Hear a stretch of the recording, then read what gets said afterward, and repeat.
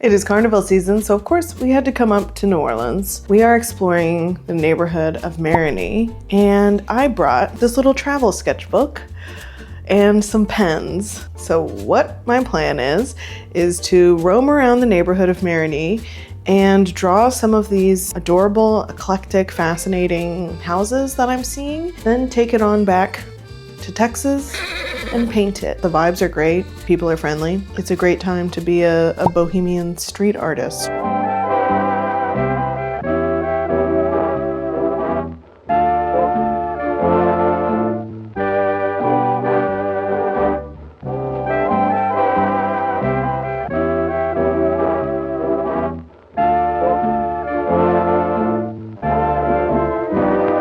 So I started my sketching journey in Washington Park on Elysian Fields, which, can I just say, the street names in New Orleans are so iconic. They're like dizzying. It's so Tennessee Williams.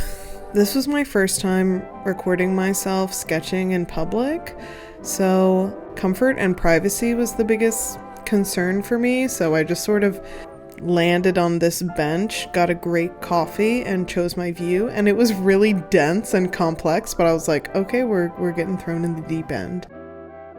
It was really fun because I felt like I was helping to add to the artsy and eclectic atmosphere, so I was doing my part. Homes in New Orleans are like the best to sketch because they are so detailed and layered and unique. They are also really imperfect. There's lots of signs of wear and age, and like whenever you're drawing from life, the houses and the people that have more character are much more interesting to study.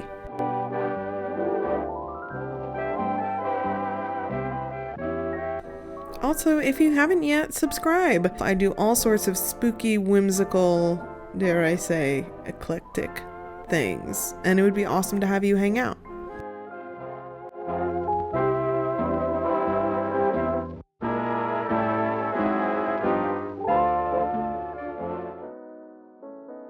After I fortified myself with some crab-stuffed beignets at Loretta's, I went even further into the residential neighborhood of Marigny and found some little, adorable, colorful houses that I wanted to paint later, and I decided I wanted to put 3 on a page, which made my proportion of things pretty wonky towards the end. It was very much like writing a happy birthday sign. Something I noticed that I thought was really cool is that I got a sense for the local New Orleanians' style, and it was very casual, it was very comfy and cozy, and it seemed like not a lot of people had jackets, like hoodies were worn, even though it was pretty chilly some days, because it had the vibe of I'm only gonna need this for 2 weeks and then we're gonna go back to wearing our regular clothes, so why have a real coat? But they had a very textured and dark neutral browns and dark burgundy and charcoal. Nothing was really bold and bright, except for this one guy who I saw in the CVS who was head to toe 60s mod. He had deep velvet pants, they were cropped and had these jaunty little boots, and he had a page boy haircut and a hat, and I was like, this is so incredible. So the street style I thought was really awesome, and I wish I could have been drawing the people's outfits because I was really inspired by them. I decided not to go to the French Quarter because I had already visited the French Quarter and spent some time, and also because the city can be very flattened to this one neighborhood in people's imaginations, and I thought it would be cool to get a better sense of what everyday people who live and work in New Orleans experience, and I think I got a real taste of that while still getting a lot of extremely distinctly historic homes and fantastic restaurants. We went to hang out in this wine bar at one point and I felt like I was in Paris, both because I was like, I don't belong here, and because everything was covered in velvet curtains. It was so 100 layers of dust and also beautiful antique weirdo things everywhere. And also because like everyone seemed to know each other. That's something that was really cool that I noticed in this neighborhood, with so many people like walking their dogs, passing each other, were greeting each other, catching up. Like it seemed to be a real connected community. Lots of kids and families hanging out at this wine bar. Meanwhile, I'm like, do you have any sparkling sodas?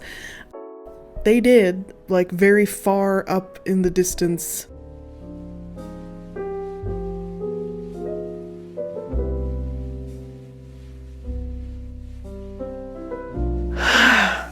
I have returned, and like many people who return from New Orleans, I'm ready to repent and to settle down for a long Lent. I don't even drink.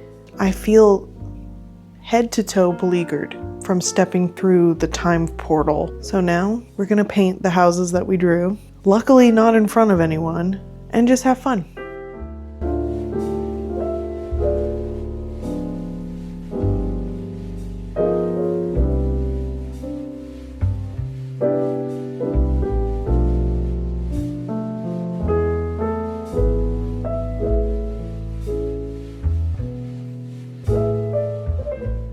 While these homes were very interesting and detailed architecturally, when I caught glimpses past their curtains when I was walking through, I just knew that inside of these homes is so much more interesting, and I wish I could have seen the insides, because I fully expect and caught glimpses of some super layered, old world, magical, not in a Disney sense, you know what I mean? Witchy. This neighborhood, sort of as a whole, smelled like incense and musty carpet in the best way.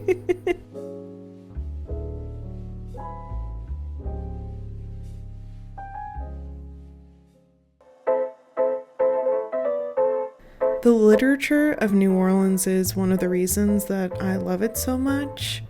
People associate Tennessee Williams with New Orleans because of his play Streetcar Named Desire, but he wrote another play that took place in New Orleans called Vieux, Carre, which I really enjoyed. I think the ending kind of falls apart, but the characters that he sketches are based on his real experience living in an attic apartment as a young writer, and the fact that these characters are based on real people is just beyond fascinating to me, because they are all at death's door, basically. They are all in such dire straits.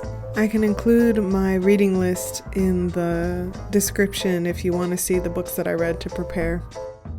I think that literature is one of the best ways to access a place, whether you're going to travel there or whether you can't travel, and it's a great way to go anyway.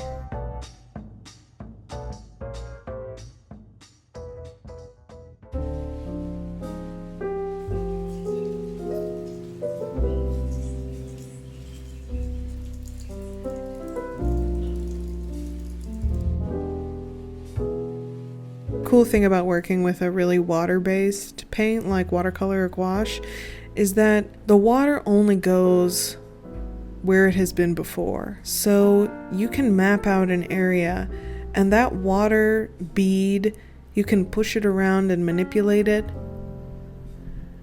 and it's really predictable the way that it works.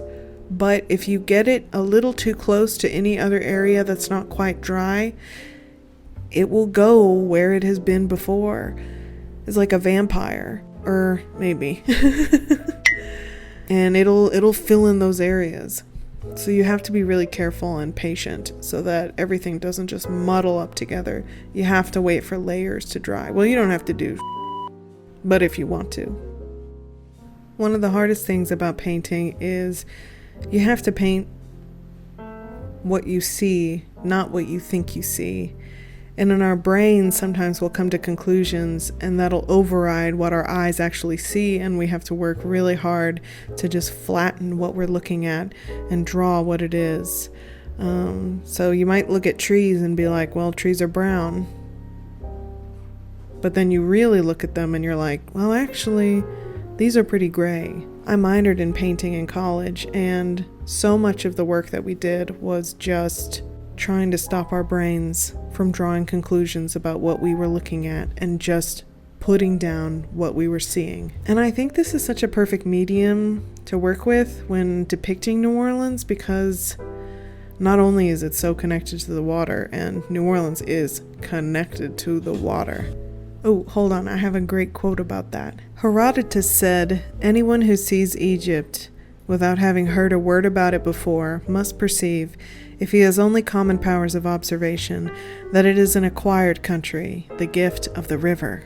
Lower Louisiana is a gift of the river, built up out of the Gulf of Mexico by the vast quantities of mud that the Mississippi River system carries. It's the geologically youngest part of the United States." But line and wash, pen, ink and wash, pen and wash, whatever it's called, where you do a pen, waterproof pen first and then go after it with watercolor or gouache. My husband pointed out that it was such an appropriate medium to be using when depicting New Orleans architecture and neighborhoods, because it had a really similar, intense, textural, sketchy, imperfect, faded, but also vibrant feel that matches the places that we were. Now for my big kahuna, my big painting on Elysian fields. Y'all know that that Blanche Dubois' first line in A Streetcar Named Desire is about Elysian fields. Hold on. Blanche, with faintly hysterical humor, says, "They told me to take a streetcar named Desire and then transfer to one called Cemeteries and ride 6 blocks and get off at Elysian Fields." In Confederacy of Dunces, it says, "The ancient oaks of St. Charles Avenue arched over the avenue like a canopy, shielding him from the mild winter sun that splashed and sparkled on the chrome of the motorcycle. Although the days had lately been cold and damp, the afternoon had that sudden, surprising warmth that makes New Orleans winters gentle." That's exactly what we experienced. Shadows, adding shadows is my favorite part of gouache paintings, because it starts out looking really dark and intimidating, but you can always pick up color whenever you're working. See, with watercolor, you can always pick it up. It's much more forgiving than I think people realize. I didn't think this was going to be a very compelling painting at all. I thought it was just going to be a warm-up. But I thought it was too chaotic, too dense, too much going on. But I love it. I think it really exemplifies the space in the area.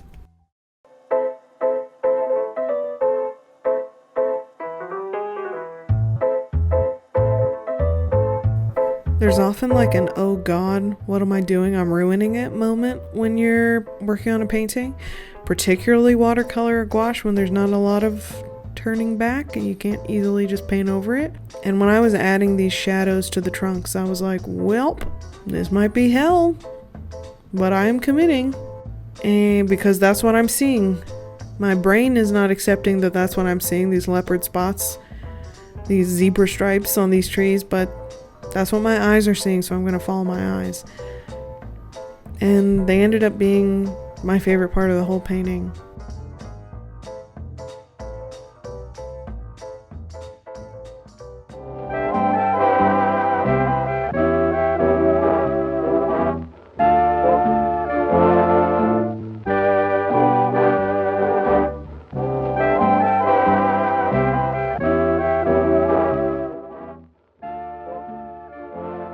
Thanks for taking a nostalgic little trip with me.